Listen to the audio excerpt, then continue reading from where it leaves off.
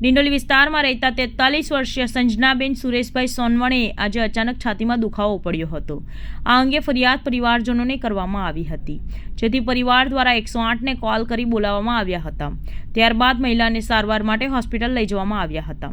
જોકે મહિલાને civil hospital તબીબોએ મૃત જાહેર કરી હતી, જેથી પરિવારજનો શોકમાં ગરક થઈ ગયો હતો.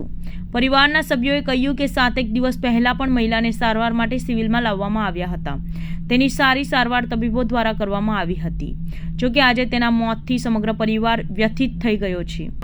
સુરેશભાઈ, તમારો રહેવાનો શું બની હતી? શું ઘટના બની? આટલો પ્રોબ્લેમ હતો. ઉંમર કેટલી છે એની? 47 સાલ. એનું પૂરું નામ શું છે? અંજના સુરેશ સોનવણે. સુરત સિવિલ હોસ્પિટલ ક્યારે લાવ્યા? શું? સિવિલ હોસ્પિટલ ક્યારે લાવ્યા? રાતમાં લાવ્યો હતો. 108માં લાવ્યા? 108. પછી ડૉક્ટરે ચેક કરીને શું કહ્યું? તમને શું લાગે? અટેક આવ્યો?